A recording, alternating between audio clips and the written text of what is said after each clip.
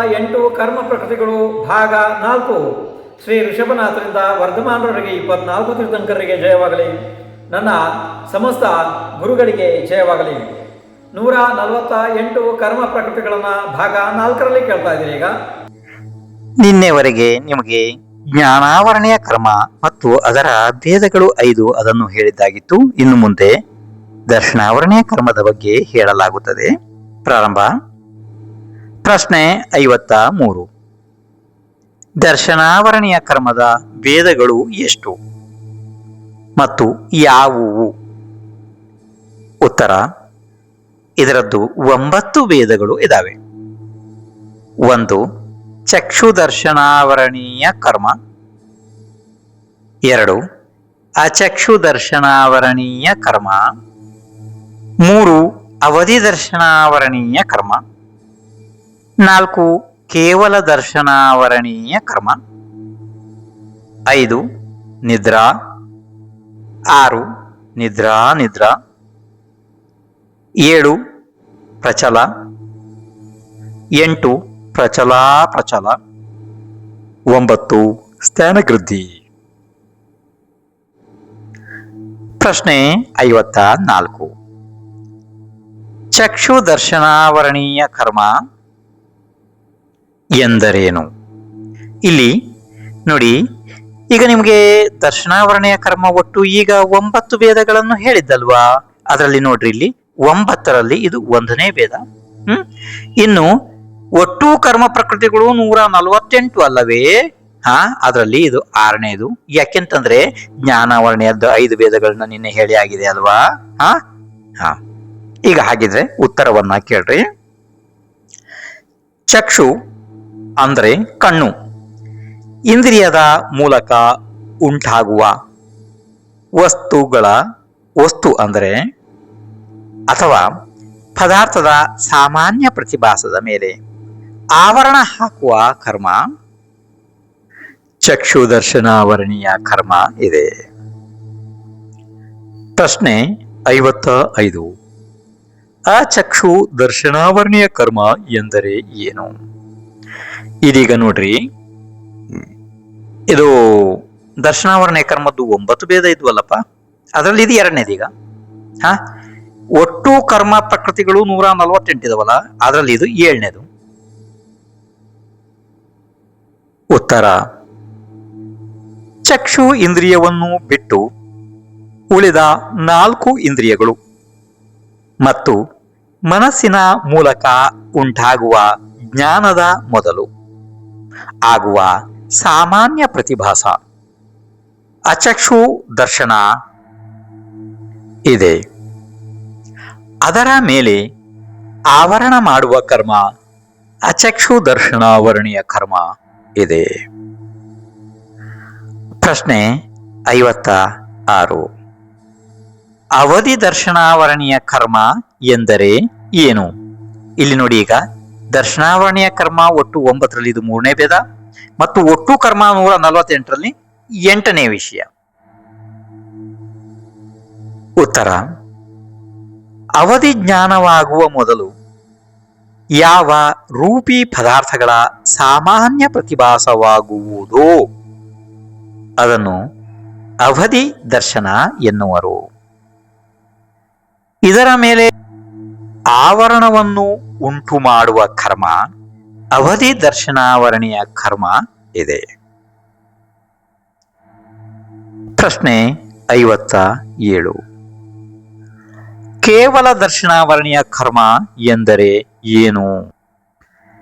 ಇದು ಈಗ ದರ್ಶನಾವರಣೀಯ ಕರ್ಮದಲ್ಲಿ 9ರಲ್ಲಿ 4ನೇದು ಮತ್ತು ಒಟ್ಟು ಕರ್ಮ ಪ್ರಕೃತಿಗಳು 148ರಲ್ಲಿ ಇದು 9ನೇದು.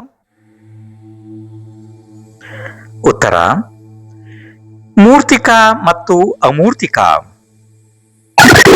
ರೂಪಿ ಮತ್ತು ಅರೂಪಿ ಸಮಸ್ತ ದ್ರವ್ಯಗಳನ್ನು ಸಾಮಾನ್ಯ ರೂಪದಿಂದ ನೋಡಲಾಗುವುದೋ ಅದು ಕೇವಲ ದರ್ಶನ ಇರುತ್ತದೆ.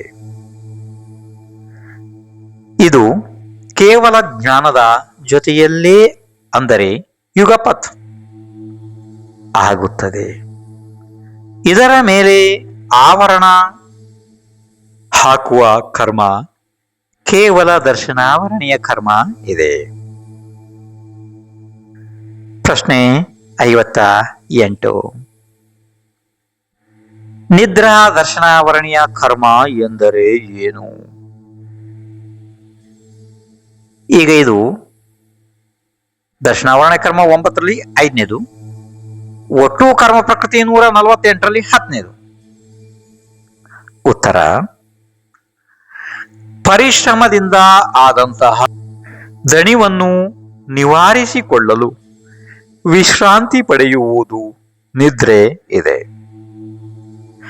ನಿದ್ರೆಯಿಂದ ಜೀವನು ಅಲ್ಪ ಕಾಲ ಮಾತ್ರ ನಿದ್ರಿಸಿ ಬೇಕೆನಿಸಿದಾಗ ತಕ್ಷಣವೇ ಜಾಗೃತನಾಗುತ್ತಾನೆ.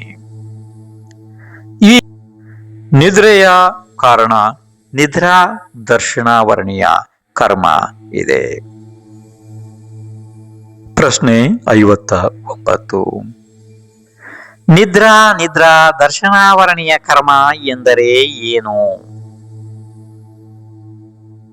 ಇದು ಈಗ ಇಲ್ಲಿ ದರ್ಶನಾವರಣೀಯ ಕರ್ಮದ 9ರಲ್ಲಿ 6ನೇದು, ಒಟ್ಟು ಕರ್ಮ ಪ್ರಕೃತಿ 148ರಲ್ಲಿ 11ನೇದು. ಉತ್ತರ: ನಿದ್ರೆಯ ಮೇಲೆ ಪುನಃ ಅಂದರೆ ಮತ್ತೆ ಮತ್ತೆ ನಿದ್ರೆ ಬರುವುದು. ಇದರಿಂದ ಜೀವನು ಕಲ್ಲುಗಳು, ತಗ್ಗು, ದಿಣ್ಣೆಗಳಿರುವ ಪ್ರದೇಶದಲ್ಲೂ ಗಾಢವಾಗಿ ನಿದ್ರಿಸುತ್ತಾನೆ. ಇದರ ಕಾರಣ ನಿದ್ರಾ ದರ್ಶನಾವರಣೀಯ ಕರ್ಮ ಇದೆ. ಪ್ರಶ್ನೆ 60. ಪ್ರಚಲ ದರ್ಶನಾವರಣೀಯ ಕರ್ಮ ಎಂದರೆ ಏನು?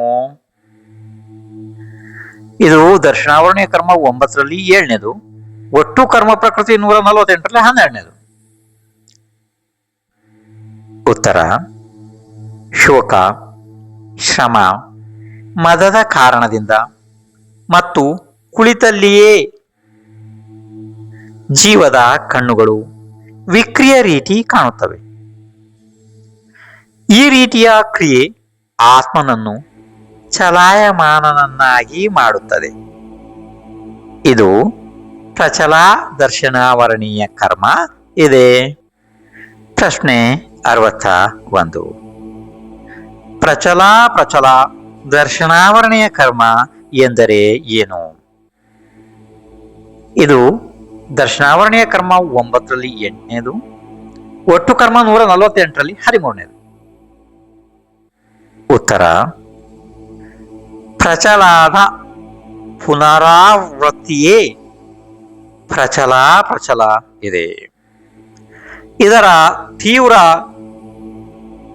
ಉದಯದಿಂದ ಜೀವನು ನಿಂತಲ್ಲಿಯೂ ಕೂಡ ನಿದ್ರೆ ಮಾಡುತ್ತಾನೆ. ನಿದ್ರೆಯಲ್ಲಿ ಕೈ ಕಾಲುಗಳನ್ನು ಅಲುಗಾಡಿಸುತ್ತಾ ಇರುತ್ತಾನೆ. ಇದು ಪ್ರಚಲ ದರ್ಶನಾವರಣೀಯ ಕರ್ಮ ಇದೆ. ಪ್ರಶ್ನೆ 62. ಸ್ಥಾನಗೃದ್ಧಿ ದರ್ಶನಾವರಣೀಯ ಕರ್ಮ ಎಂದರೇನು? ಇದೀಗ ದರ್ಶನಾವರಣೀಯ ಕರ್ಮದ 9ರಲ್ಲಿ 9ನೇದು ಅಂದ್ರೆ ಕೊನೆಯದು, ಒಟ್ಟು ಕರ್ಮ ಪ್ರಕೃತಿ 148ರಲ್ಲಿ 14ನೇದು. ಉತ್ತರ: ಯಾವುದರ ನಿಮಿತ್ತದಿಂದ ಕನಸಿನಲ್ಲಿ ವೀರ್ಯ ವಿಶೇಷದ ಆವಿರ್ಭಾವ ಆಗುತ್ತದೆ. ಅಂದರೆ ಜೀವವು ದಿನದ ಬೆಳಕಿನಲ್ಲಿ ಮಾಡಲು ಯೋಗ್ಯ ಅನ್ಯ ರೌದ್ರ ಕಾರ್ಯಗಳನ್ನು ರಾತ್ರಿಯಲ್ಲಿಯೇ ಮಾಡಿಬಿಡುತ್ತದೆ. ನಡೆಯುವುದು, ಭಾರ ಸಾಮಗ್ರಿಗಳನ್ನು ಎತ್ತಿಕೊಂಡು ಹೋಗುವುದು ಆದಿ ಕಾರ್ಯಗಳನ್ನು ನಿದ್ರೆಯಲ್ಲಿಯೇ ಮಾಡಿಬಿಡುತ್ತದೆ. ಇದು ಸ್ಥಾನಗೃದ್ಧಿ ದರ್ಶನಾವರಣೀಯ ಕರ್ಮ ಇದೆ. ಪ್ರಶ್ನೆ 63. ಚಕ್ಷು, ಅಚಕ್ಷು ಅವಧಿ ಕೇವಲ ದರ್ಶನ ಎಂದು ದರ್ಶನದ 4 ಭೇದಗಳು ಮಾತ್ರ ಇವೆ. ಹಾಗಾದರೆ ಮತ್ತೆ ಇವು 9 ಭೇದಗಳು ಹೇಗೆ ಆದವು? ಉತ್ತರ: ನಿದ್ರಾ, ನಿದ್ರಾ ಆದಿಗಳು ಸಾಮಾನ್ಯ ಆವರಣ ಕರ್ಮಗಳಿವೆ. ಇವು ಕೂಡ ದರ್ಶನದಲ್ಲಿ ಬಾಧಕ ವಸ್ತುಗಳೇ ಇವೆ. ಆದ್ರಿಂದ ಇವು 9 ಭೇದಗಳಾಗಿ ವಿಂಗಡಿತ ಆಗಿದ್ದವೆ. ಪ್ರಶ್ನೆ 64. ಛದ್ಮಸ್ಥ ಜೀವಗಳು ಮತ್ತು ಕೇವಲಿ ಭಗವಾನರ ದರ್ಶನ ಜ್ಞಾನೋಪಯೋಗಗಳಲ್ಲಿ ಯಾವ ಅಂತರ ಇದೆ? ಉತ್ತರ: ಕೇವಲಿ ಭಗವಾನರ ದರ್ಶನ ಮತ್ತು ಜ್ಞಾನಗಳು ಕ್ಷಾಯಿಕ ಇವೆ. ಛದ್ಮಸ್ಥರ ಜ್ಞಾನ ದರ್ಶನಗಳು ಕ್ಷಯೋಪಶಮಿಕ ಇವೆ. ಕೇವಲಿ ಭಗವಾನರ ದರ್ಶನ ಜ್ಞಾನ ಯುಗಪಥ್, ಅಂದರೆ ಒಂದೇ ಸಲ ಆಗುತ್ತದೆ. ಆದರೆ ಛದ್ಮಸ್ಥರಿಗೆ ಮೊದಲು ದರ್ಶನ, ನಂತರ ಜ್ಞಾನವಾಗುತ್ತದೆ. ನೋಡಿ, ಛದ್ಮಸ್ಥ ಅಂದರೆ ಯಾವ ಜೀವ ಜ್ಞಾನಾವರಣೀಯ ಮತ್ತು ದರ್ಶನಾವರಣೀಯ ಕರ್ಮದ ಉದಯದಲ್ಲಿ ಇದೆ, ಆ ಜೀವ ಛದ್ಮಸ್ಥ ಇದೆ. ಪ್ರಶ್ನೆ 56. ವೇದನೀಯ ಕರ್ಮ ಎಂದರೆ ಏನು? ಅಂದರೆ ಇದೀಗ 3ನೇ ಸಂಖ್ಯೆಯ ಕರ್ಮ. ನೋಡಿ, ಈಗ ಜ್ಞಾನಾವರಣೀಯ ಕರ್ಮದ ವಿಷಯ ಮುಗಿಯಿತು, ದರ್ಶನಾವರಣೀಯದ್ದು ಮುಗಿಯಿತು, ಈಗ ವೇದನೀಯಕ್ಕೆ ಬರ್ತಾ ಇದೆ. 3ನೇ ಕರ್ಮ.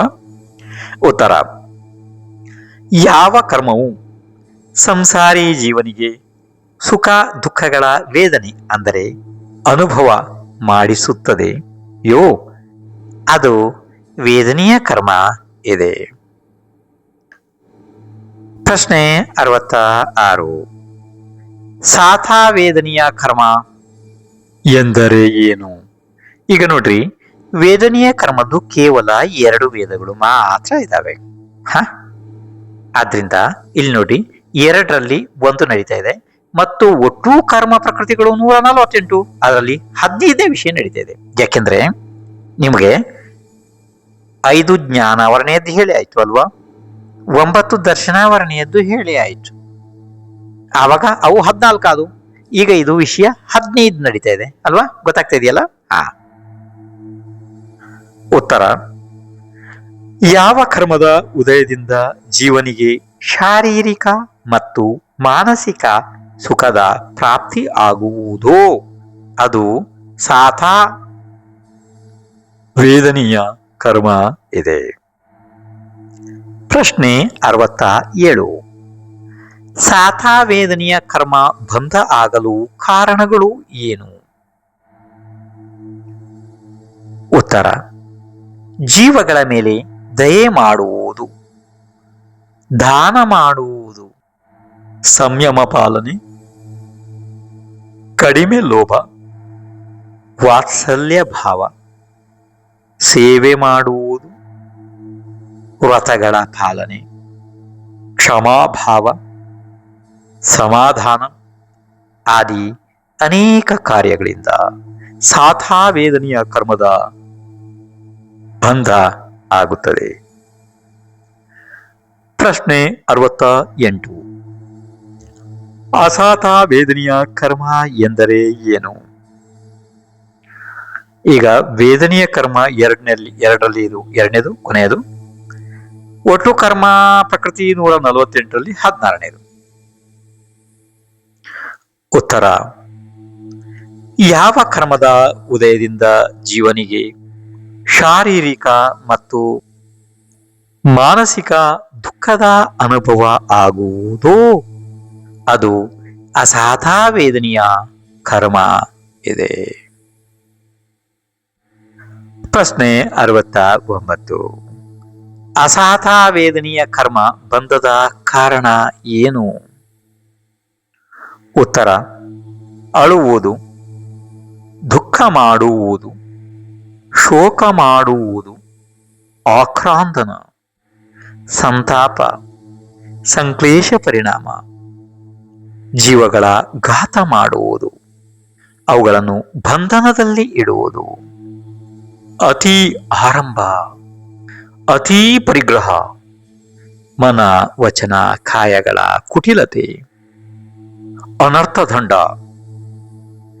ಜೀವಗಳನ್ನು ಬಂಧಿಸುವ ಹಿಂಸಿಸುವ ಯಂತ್ರಗಳನ್ನು ತಯಾರಿಸುವುದು ಮತ್ತು ಮಾರಾಟ ಮಾಡುವುದು, ವಿಷಯುಕ್ತ ವಸ್ತುಗಳ ಮಾರಾಟ ಮಾಡುವುದು, ಮಾಂಸಾಹಾರ, ರಾತ್ರಿ ಭೋಜನ, ಕಂದ ಮೂಲಗಳ ಸೇವನೆ, ಅವಿನಯ ಭಾವ ಆದಿಗಳಿಂದ ಈ ಅಸಾಥಾವೇದನೆಯ ಕರ್ಮ ಬಂಧಿಸುತ್ತದೆ.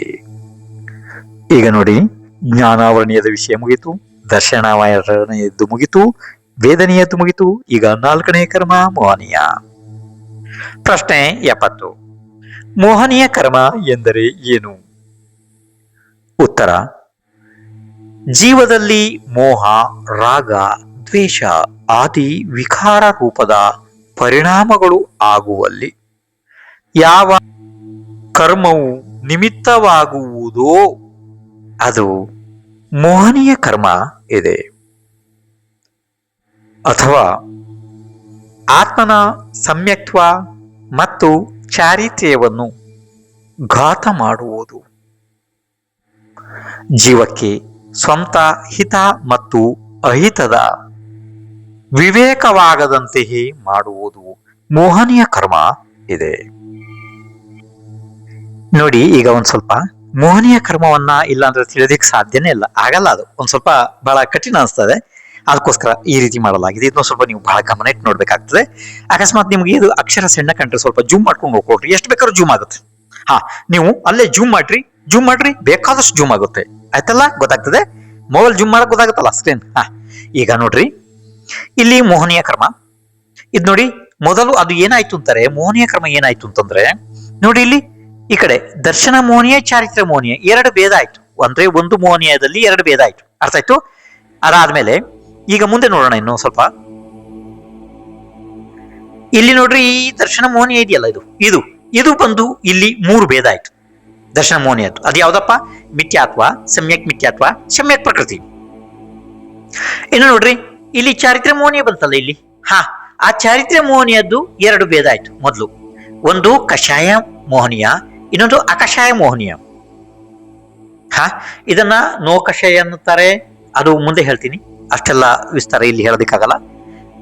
ಇಲ್ಲಿ ಗೊತ್ತಾಯ್ತಿದೀಗ, ಮೋಹನೀಯ ಮೊದಲು 2 ಭೇದ ಆಯ್ತು. ಒಂದು ದರ್ಶನ ಮೋಹನೀಯ, ಇನ್ನೊಂದು ಚಾರಿತ್ರ್ಯ ಮೋಹನೀಯ. ಈ ದರ್ಶನ ಮೋಹನೀಯದಲ್ಲಿ ಇಲ್ಲಿ 3 ಭೇದ ಆಯ್ತು. ಇದು ಚಾರಿತ್ರ್ಯ ಮೋಹನೀಯದಲ್ಲಿ ಇದು ತಾನೇ ಸ್ವಯಂ 2 ಭೇದ ಮಾಡ್ಕೊಂತು. ಯಾವುದು? ಕಷಾಯ ಮೋಹನೀಯ, ಅಕಷಾಯ ಮೋಹನೀಯ. ಗೊತ್ತಾಯ್ತಲ್ಲ? ಇದು ಗೊತ್ತಾಗ್ತಿದೆಯಲ್ಲ? ಇನ್ನು ಮುಂದೆ ನೋಡ್ರಿ, ಇಲ್ಲಿ ಇದ್ರದ್ದು ಅನಂತಾನು ಅಂದ್ರೆ ಇವು ಬೇಕಲ್ಲ, ಇವು 16 ಬೇಕು. ಯಾವುದು? ಕಷಾಯ ಮೋಹನೀಯದ್ದು. ಗೊತ್ತಾಗ್ತಾ ಇದೆ? ಕಷಾಯ ಮೋಹನೀಯದ್ದು ಇಲ್ಲಿ ನಿಮ್ಗೆ 16 ಬೇಕು. ಯಾವ್ದಪ್ಪ? ಅನಂತಾನುಬಂಧಿ ಕ್ರೋಧಮಾನ ಮಾಯಲೋಭ, ಅಪ್ರತ್ಯಖ್ಯಾನ ಕ್ರೋಧಮಾನ ಮಾಯಲೋಭ, ಪ್ರತ್ಯಖ್ಯಾನ ಕ್ರೋಧಮಾನ ಮಾಯಲೋಭ, ಸಂಜ್ವಲನ ಕ್ರೋಧಮಾನ ಮಾಯಲೋಭ. ಹಾಗೇನೆ ಇಲ್ಲಿ ಈ ಅಕಷಾಯ ಇದೆಯಲ್ಲ, ಇದ್ರದ್ದು ಹಾಸ್ಯ, ರತಿ, ಅರತಿ, ಶೋಕ, ಭಯ, ಜಿಗುಪ್ಸ, ಸ್ತ್ರೀವೇದ, ಪುರುಷವೇದ, ನಪುಂಸಕವೇದ. ಈ ರೀತಿ ಅದು ಬಹಳ ವಿಸ್ತಾರವಾಗಿ ನಾನು ಇಲ್ಲಿ ಹೇಳುವ ಅವಶ್ಯಕತೆ ಇಲ್ಲ. ಯಾಕೆಂದ್ರೆ ಮುಂದೆ ನಿಮ್ಗೆಲ್ಲ ಬರೆದದನ್ನ ಹೇಳ್ತೀನಿ. ಆದ್ರಿಂದ ಬರೆದು ಪ್ರತಿಯೊಂದನ್ನು ಹೇಳ್ತೀನಿ. ಆದ್ರಿಂದ ಇದನ್ನು ಸ್ವಲ್ಪ ಹೀಗೆ ನೋಡ್ಕೊಂಡ್ರೆ ಆಯ್ತು ನೀವೀಗ. ಆಯ್ತಲ್ಲ? ಗೊತ್ತಾಗ್ತಾ ಇದೆ? ಇದನ್ನು ಸ್ವಲ್ಪ ಸರಿಯಾಗಿ ನೋಡ್ಕೊಡ್ರಿ ನೀವು. ವಿದ್ಯಾಭೂಷಣ್ ಮಹಾರಾಜರ ಆ್ಯಪ್ ಅನ್ನು ಡೌನ್ಲೋಡ್ ಮಾಡಿಕೊಳ್ಳಲು ಪ್ಲೇಸ್ಟೋರ್ ಅನ್ನು ಓಪನ್ ಮಾಡಿ ಹಾಗೂ ಟೈಪ್ ಮಾಡಿ ವಿದ್ಯಾಭೂಷಣ್ ಮಹಾರಾಜರ ಫೋಟೋ ಕಾಣಿಸುತ್ತೆ, ಅದರ ಮೇಲೆ ಕ್ಲಿಕ್ ಮಾಡಿಕೊಳ್ಳಿ ಹಾಗೂ ಆ್ಯಪ್ ಅನ್ನು ಇನ್ಸ್ಟಾಲ್ ಮಾಡಿಕೊಳ್ಳಿ.